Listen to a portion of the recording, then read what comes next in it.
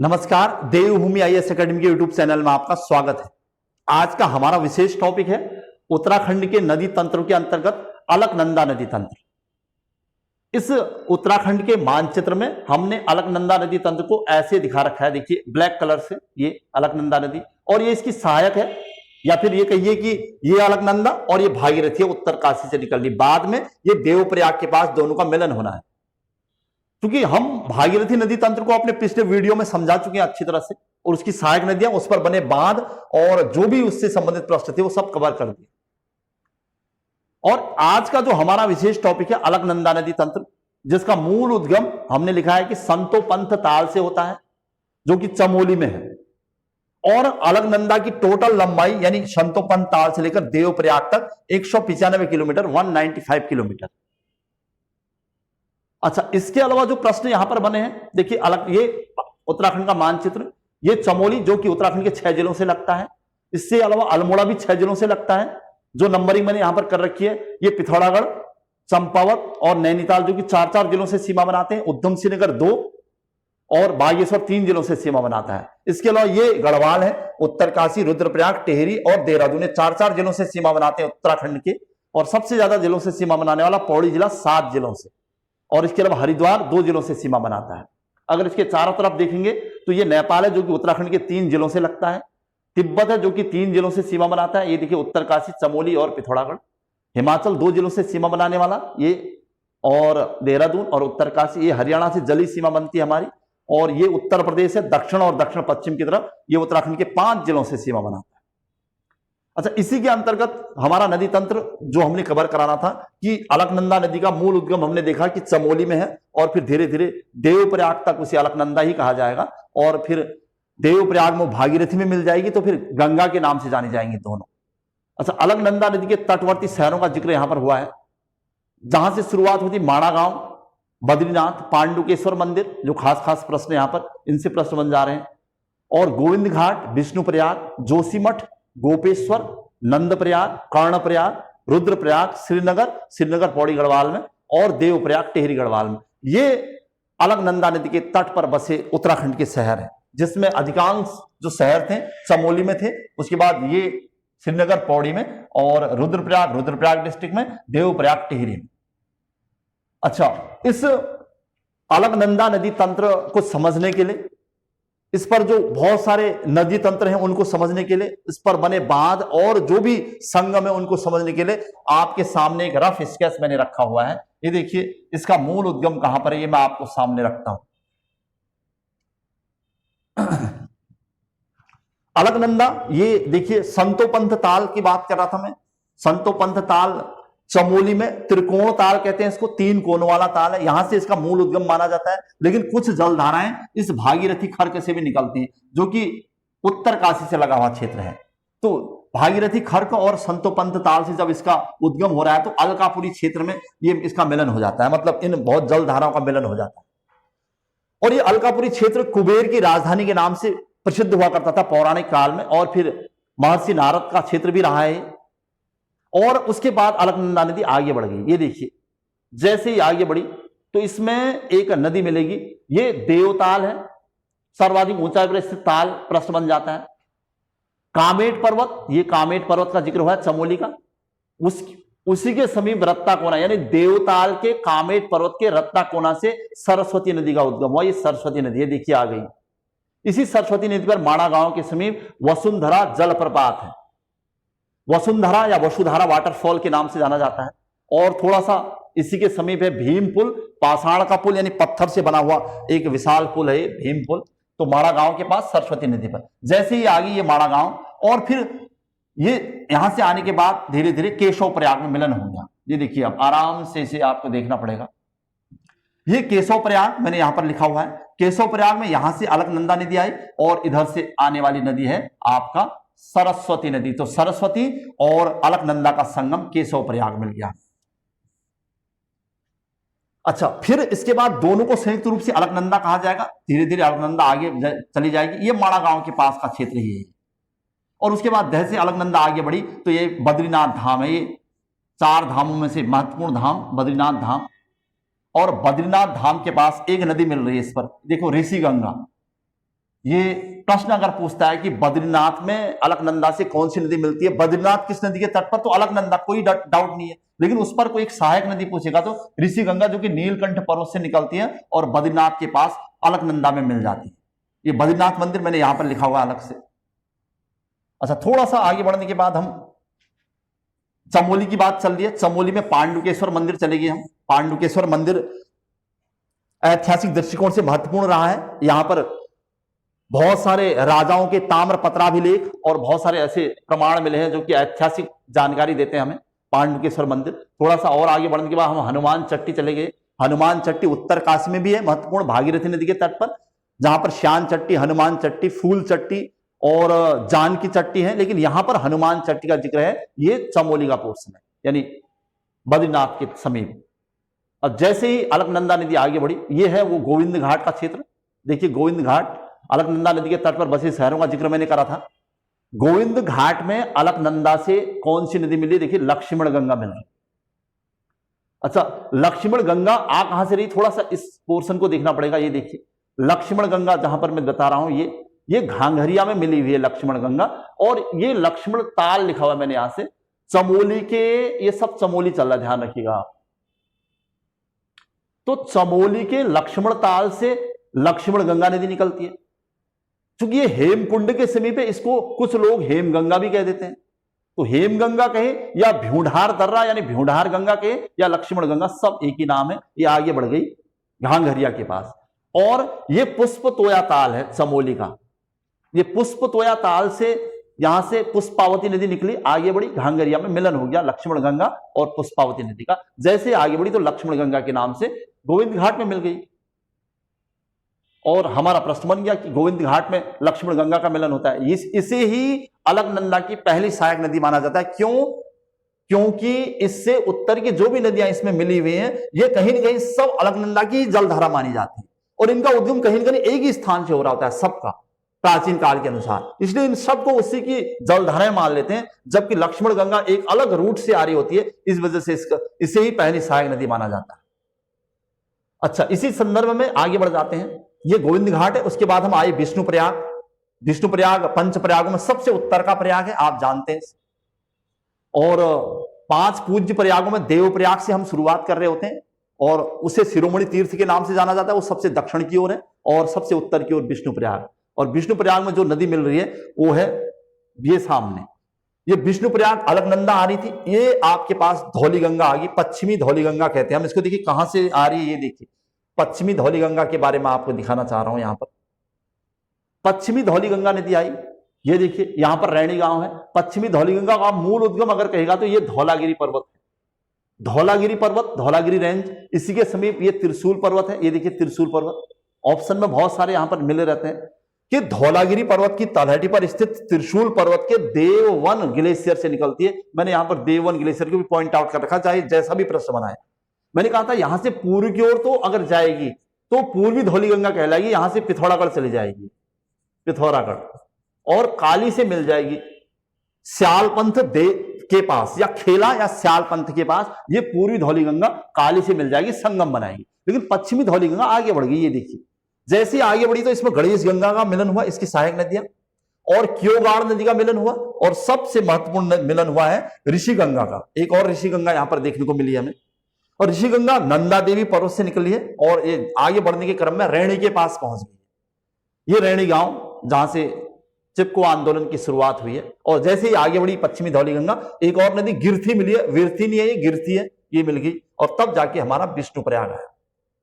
और विष्णुप्रयाग से आगे बढ़ने के बाद हम धीरे धीरे आगे बढ़े तो जोशीमठ के समीप, यहीं पर औली जोशीमठ का क्षेत्र है।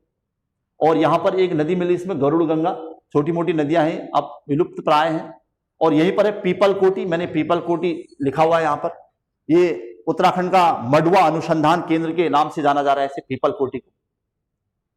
अच्छा, पीपल कोटी से आगे हम लोग यहां पर एक विरही गंगा, विरही नदी मिलाई यहां पर पीपल कोटी के आगे। देखो विरही, तो विरही भी इसकी सहायक है, गरुड़ गंगा भी इसकी सहायक है। जैसे ही आगे बढ़े तो हम चमोली के पास हम गए हैं। चमोली से ठीक पहले एक नदी आई तुंगनाथ, रुद्रप्रयाग से, बालखिल्य गंगा कहते हैं। बालखिल्य गंगा ये रुद्रप्रयाग के तुंगनाथ से निकली और पूर्व की ओर बहते हुए यहां चलेगी चमोली में। ये चमोली आ गई। अच्छा, धीरे धीरे हम चमोली से आगे की ओर बढ़ते जा रहे हैं। चमोली से आगे एक और महत्वपूर्ण प्रयाग नंद प्रयाग। नंद प्रयाग में लेफ्ट हैंड साइड से यानी बाईं तरफ से नंदाग्नि नदी का मिलन होगा। ये देखिए, नंदाग्नि नदी चमोली के नंदा घूमटी पर्वतमाला से निकल रही है और अपने पश्चिम ओर बहते हुए धीरे धीरे बाएं तरफ से लेफ्ट हैंड साइड से नंद प्रयाग में अलकनंदा से मिल जाएगी। चलिए, नंद प्रयाग के बाद चूंकि महत्वपूर्ण प्रयाग था जिसमें बाईं ओर से नंदाग्नि नदी मिलती थी जो कि नंदा घूमटी से निकलती थी चमोली से। इसी कड़ी में हमने कर्णप्रयाग का जिक्र किया था। कर्णप्रयाग में भी बाईं ओर से मिलने वाली पिंडर नदी है और इसके तट पर नारायण बगड़, थराली, नंदकेसरी, खातीगांव और ये पिंडारी ग्लेशियर से निकलती है जो चमोली और बागेश्वर में स्थित है। वैसे ये पिंडारी ग्लेशियर हम लोग बागेश्वर लिखते हैं इसके बारे में, तो ये बागेश्वर का पिंडारी ग्लेशियर है। इससे पिंडर नदी पश्चिम की ओर आई और अंततः कर्णप्रयाग के पास मिल गई। इसी की एक और सहायक की बात करूंगा तो इस पिंडर नदी के इस क्षेत्र में ये दूधातौली ग्लेशियर है।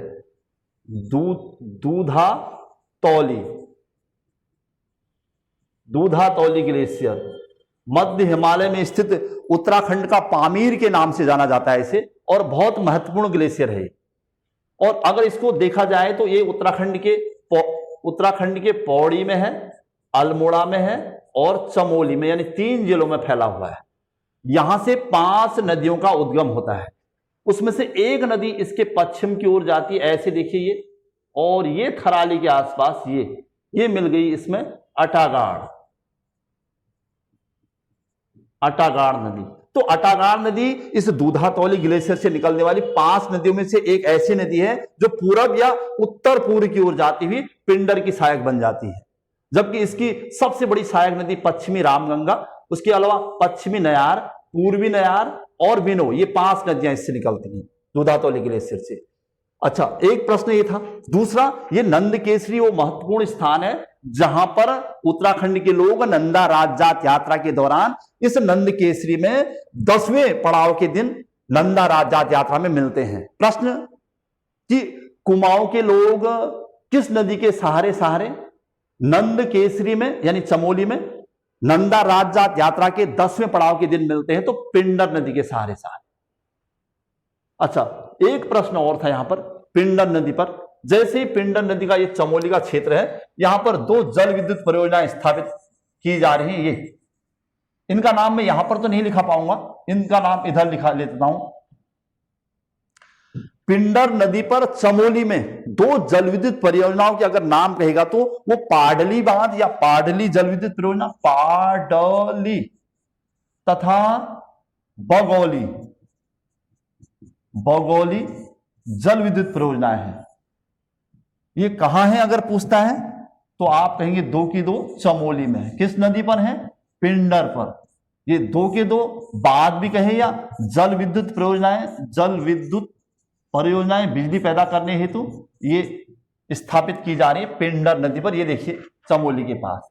अब हम कर्णप्रयाग से आगे की ओर चले गए हैं। ये देखिए कर्णप्रयाग। जैसे ही कर्णप्रयाग नदी यानी कर्णप्रयाग पर अलकनंदा नदी से पिंडर मिलती है तो अलकनंदा आगे की ओर बढ़ जाएगी। ये देखिए, अब हम रुद्रप्रयाग की ओर आ रहे हैं। ये रुद्रप्रयाग है। रुद्रप्रयाग डिस्ट्रिक्ट में ही होगा। ये रुद्रप्रयाग डिस्ट्रिक्ट में हम अब यहां पर इसे लाता हूं। अब रुद्रप्रयाग में जो इससे मिलने वाली नदियां हैं, अब रुद्रप्रयाग जिले की बात हो रही है। जैसे ही रुद्रप्रयाग में प्रवेश किया तो इससे एक नदी मिल गई। ये देखिए महत्वपूर्ण नदी, ये रुद्रप्रयाग में ये नदी, ये आपका ताल, चंद्रवाड़ी ताल, या ये रुद्रप्रयाग का वो भाग है जहां से मंदाकिनी नदी का उद्गम होता है। ये मंदाकिनी नदी, इसे गांधी सरोवर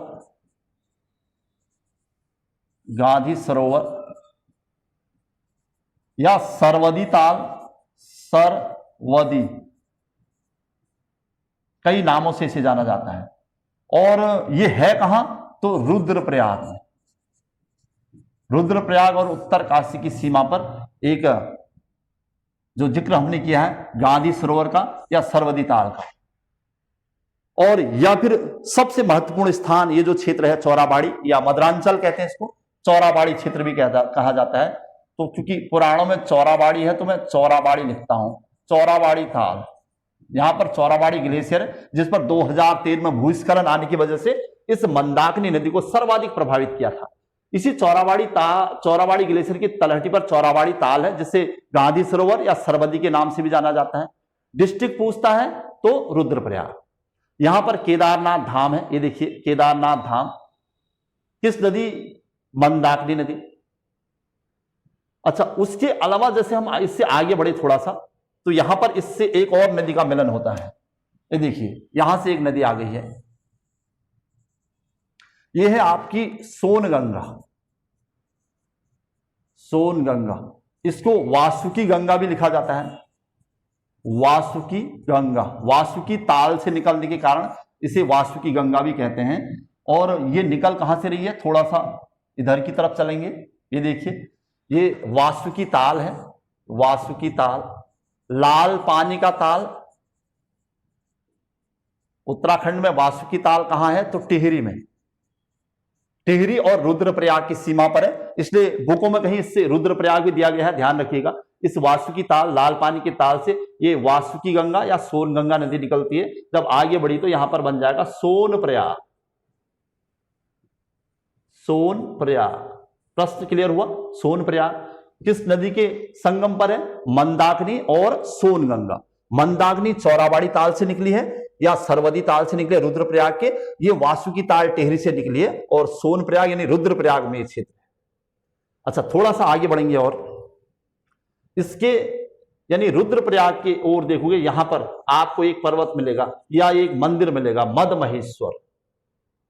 इसे मद महेश्वर के नाम से जाना जाता है। मद महेश्वर भगवान केदार के नाभि की पूजा होती है, यानी मद की पूजा होती है। यहां पर भगवान केदार से संबंधित मद महेश्वर मंदिर है। यहां से एक नदी निकलती है इसकी तलहट से, मधुगंगा। ये देखिए मधु गंगा कहां से निकली, रुद्रप्रयाग के मद महेश्वर से। जैसे ये निकली आगे बढ़ी तो एक संगम बना दिया इसने मंदाकिनी में मिलने के बाद, और ये संगम है आपका कालीमठ। ये कालीमठ कविल्टा के आसपास का क्षेत्र है जहां पर कालिदास का जन्मस्थल माना जाता है, उसकी जन्मस्थली मानी जाती है। अच्छा, इसको हम आगे बढ़ाएंगे। जैसे ही हम कालीमठ से आगे बढ़े तो ये है अगस्त्य मुनि, अगस्त्य मुनि रुद्रप्रयाग का। और यहां पर भी प्राचीन काल में ऋषि अगस्त्य ने भगवान शिव की घोर तपस्या की थी। और यहां पर एक नदी मिलती है इसमें, ये इसे कहते हैं दूलगाड़, दूलगाड़ नदी। तो आपके पास बहुत सारे संगम यहां पर देखने को मिल रहे हैं। ये देखिए अगस्त्य मुनि एक संगम है अपने आप में, कालीमठ एक संगम है जिस पर मधुगंगा का मिलन होता है और यहां पर दूलगाड़ का मिलन होता है। और फिर सोनप्रयाग एक संगम है जहां पर सोनगंगा और मंदाकिनी का संगम होता है। इस सब का सब क्षेत्र कहीं न कहीं रुद्रप्रयाग में है। उसके बाद जाके मंदाकिनी नदी रुद्रप्रयाग के पास आई। अब हमारे पास रुद्रप्रयाग में हम लोग एक तरफ से अलकनंदा, ये देखिए अलकनंदा, और एक तरफ से मंदाकिनी। रुद्रप्रयाग डिस्ट्रिक्ट रुद्रप्रयाग में ही है। अब इसको आगे बढ़ाते हुए चलेंगे। अब संपूर्ण यानी पूर्णतया ये सब अलकनंदा के नाम से आगे बढ़ेंगे। ये देखिए ये श्रीनगर है भैया, श्रीनगर, और श्रीनगर पौड़ी में है। मतलब रुद्रप्रयाग के बाद अलकनंदा नदी श्रीनगर की सीमा बनाते हुए यानी पौड़ी गढ़वाल आते हुए यहीं पर श्रीनगर के पास ये देखिए अलकनंदा नदी पर उत्यासु बांध, उत्यासु बांध, ध्यान रखना कहां पर है, श्रीनगर के पास। किस पर, अलकनंदा नदी पर, ये पौड़ी गढ़वाल में। अब इसके बाद हम आगे बढ़ जाएंगे। जैसे ही आगे बढ़े अलकनंदा नदी के जो नाम है, ये देखिए अलकनंदा नदी। अब यहां से ये देवप्रयाग यानी टिहरी गढ़वाल में प्रवेश करने वाली है। ये देखिए टिहरी प्रयाग, ये देवप्रयाग है। इससे पहले की कहानी मैंने भागीरथी नदी में आपको बता दी थी, यानी टिहरी में प्रवेश कर गई है अलकनंदा नदी। टिहरी में प्रवेश करने के बाद जैसे ही अलकनंदा नदी यहां पर पहुंची तो यहां से भागीरथी नदी आई रही थी। ये देखिए ये भागीरथी है, जिसकी कहानी मैंने पहले से आपको बता दी थी पूरी, कि वो भागीरथी नदी और गणेश प्रयाग होते हुए अंततः भागीरथी नदी का मिलन देवप्रयाग में हो जाता है भैया। अब मैंने कहा था कि इस भागीरथी को सास के नाम से जाना जाता है और इस अलकनंदा को बहू के नाम से जाना जाता है। तो सास और बहू का मिलन कहां पर होता है, तो आप कहेंगे देवप्रयाग में होता है। ये वो पंच प्रयागों में सबसे पूज्य प्रयाग और तीर्थों का शिरोमणि, तीर्थ शिरोमणि के नाम से जाना जाता है। अब हम इससे आगे बढ़ रहे हैं। ये देखिए, अब गंगा, चूंकि इसका रेड कलर हो चुका है, गंगा नाम आ चुका है। अब हम गंगा के नाम से आगे प्रवेश करेंगे। ये है ब्यास घाटी। ब्यास घाटी, कहीं पर इसे फूल चट्टी भी दे रहा है, फूल चट्टी क्षेत्र ये होगा पौड़ी में। तो अब इस ब्यास घाटी में इस अलकनंदा से एक और नदी आ रही है। देखिए, ये और नदी आ गई है, इसका नाम है नयार, नयार नदी। अगर नयार नदी की बात कहता हूं तो मैंने कहा था कि ये देखिए दूधातौली ग्लेशियर, इस दूधातौली ग्लेशियर से दो नदियां आई हैं। ये देखिए, ये पश्चिमी नयार थी, ये और ये पूर्वी नयार, ये पूर्वी नयार और ये पश्चिमी नयार, पश्चिमी नयार। और एक इसमें ये वाली नदी पश्चिमी रामगंगा, ये है विनोद, ये आपस में आगे जाके मिल जाएंगी।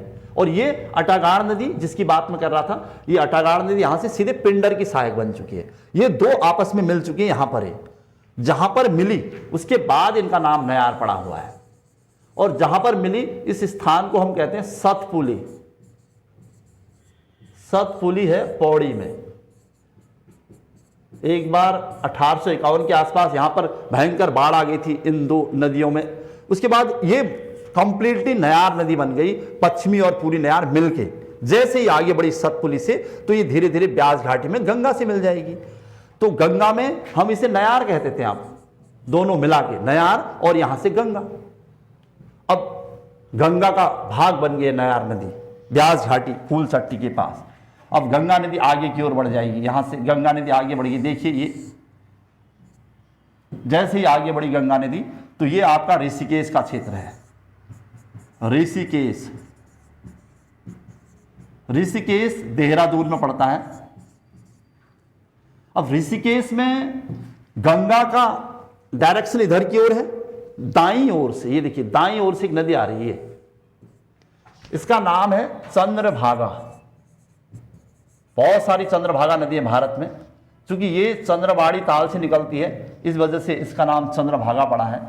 ये चंद्रबाड़ी ताल है, चंद्रबाड़ी ताल। इसका उल्लेख देहरादून कहता है, कहीं पर इसे टिहरी भी लिखता है। तो हमने देहरादून के चंद्रबाड़ी ताल से चंद्रभागा नदी को निकाला और आगे बढ़े तो ये ऋषिकेश में संगम बना दिया गंगा से। तो गंगा और चंद्रभागा का मिलन हो गया है। ये गंगा है, देखिए ये गंगा और ये चंद्रभागा ऋषिकेश। ऋषिकेश कहाँ है, तो देहरादून में। हम ऋषिकेश से आगे बढ़ेंगे, जैसे ही ऋषिकेश से आगे बढ़े तो ये गंगा नदी आगे बढ़ेगी। ये देखिए, ये है रायवाला का क्षेत्र, रायवाला। रायवाला भी देहरादून में है। ये देखिए रायवाला देहरादून में। अब यहां पर क्या स्थिति है, इसको भी मैं यहां पर कवर करा देता हूं। रायवाला में एक नदी मिलती है, देखिए ये नदी मिल गई, ये है सुसवा, सुसवा नदी। ये जैसे ही आगे बढ़ती है तो इसकी एक सहायक है, कहीं पर इसे सौंग भी लिखता है, ये है सौंग। वैसे सौंग ही देहरादून की महत्वपूर्ण नदियों में से है, सौंग और सुसवा, जैसे इनका मिलन होता है। और ये जो सौंग नदी है ये सुरकंडा से निकलती है, सुरकंडा टिहरी गढ़वाल, टिहरी। तो टिहरी के सुरकंडा से सौंग नदी आगे बढ़ी और यहां से सुसवा आ रही। देखिए ये कारगी गांव है देहरादून का, कारगी गांव। तो कारगी गांव से सुसवा नदी आ रही है। तो कारगी गांव देहरादून का, ये देहरादून है, और ये सुरकंडा टिहरी गढ़वाल का, सौंग और सुसवा, ये सुसवा ही है, यहां से आ रही है जो। लेकिन जैसे ही सुसवा आती है तो इस पर छोटी मोटी नदियां मिल जाती हैं। ये देखिए ये सुसवा की सहायक नदियां हैं।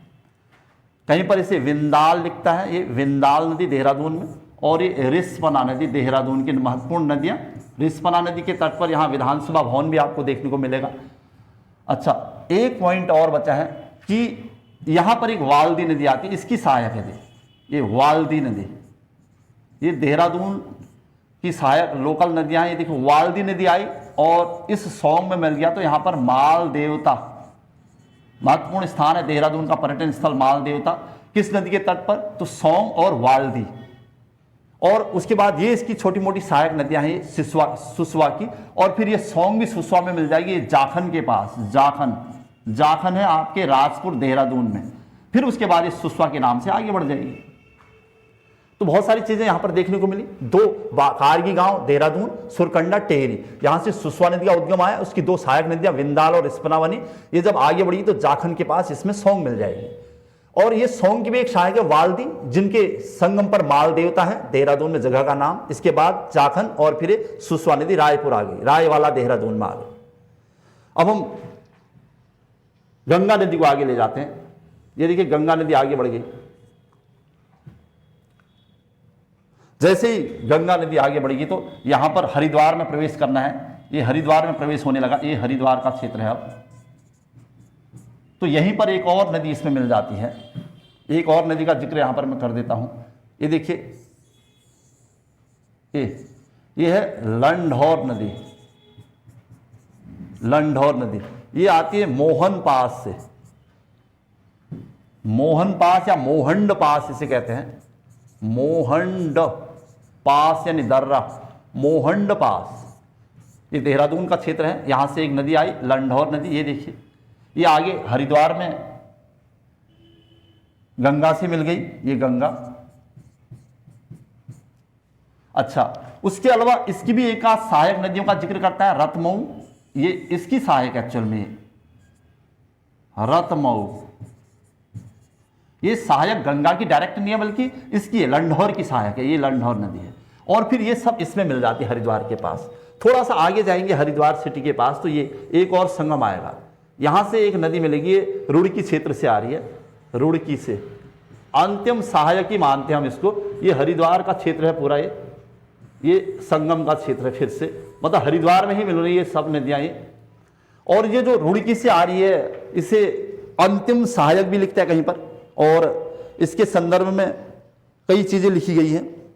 अच्छा, ये है सैलानी। सैलानी, तो सैलानी नदी रुड़की से आकर हरिद्वार के पास इस गंगा से मिल जाती है। अब गंगा आगे बढ़ जाएगी भैया। ये देखिए गंगा आगे बढ़ गई। अब गंगा यहां से आगे बढ़कर खानपुर के पास चली जाएगी। ये खानपुर है। खानपुर वो अंतिम स्थान है। इसके बाद गंगा का प्रवेश यहां हो जाएगा, यानी उत्तर प्रदेश में हो जाएगा। खानपुर हरिद्वार और उत्तर प्रदेश की सीमा पर वो अंतिम स्थान, जिसके बाद इसका प्रवेश उत्तर प्रदेश में हो गया गंगा नदी का। और जैसे आगे जाओगे तो यहां पर होगा कन्नौज। कन्नौज यूपी में है, आपको पता है। और इस कन्नौज के पास अगर आप ध्यान से देखोगे तो ये इसका नदीम क्षेत्र था। ये जहां की बात मैं कर रहा था, ये दूधातौली ग्लेशियर से पश्चिमी रामगंगा नदी निकल रही होती है। यहां से ये पश्चिमी रामगंगा नदी निकली। ये पश्चिमी रामगंगा नदी जैसे जैसे आगे बढ़ती रहेगी, और इस पर बहुत सारे तटीय शहर भी हैं और बहुत सारे इस पर नाम भी आने वाले हैं। इसको मैं आगे ले आया ऐसे। और पश्चिमी रामगंगा भी अपने आप में एक ठीक ठाक नदी है, और ये पश्चिमी रामगंगा नदी इधर आने वाली है, ये देखिए। और अंततः इस कन्नौज के पास ये पश्चिमी रामगंगा नदी मिल जाएगी। गंगा से पश्चिमी रामगंगा, ये भी उत्तराखंड की नदी है। इसके बाद ये गंगा आगे की ओर बढ़ जाएगी, गंगा नदी। बस उसके बाद ये यमुना नदी इसमें मिलेगी इलाहाबाद के पास, और फिर यहां से पहले दिल्ली, आगरा, मथुरा होते हुए आगे इलाहाबाद के पास मिल जाएगी। ये था हमारा अलकनंदा भागीरथी नदी तंत्र, जो अपने आप में एक महत्वपूर्ण टॉपिक था। इसी कड़ी में हम और उत्तराखंड के नदी तंत्र को कवर करेंगे। आज की क्लास यहीं पर समाप्त कर देता हूं।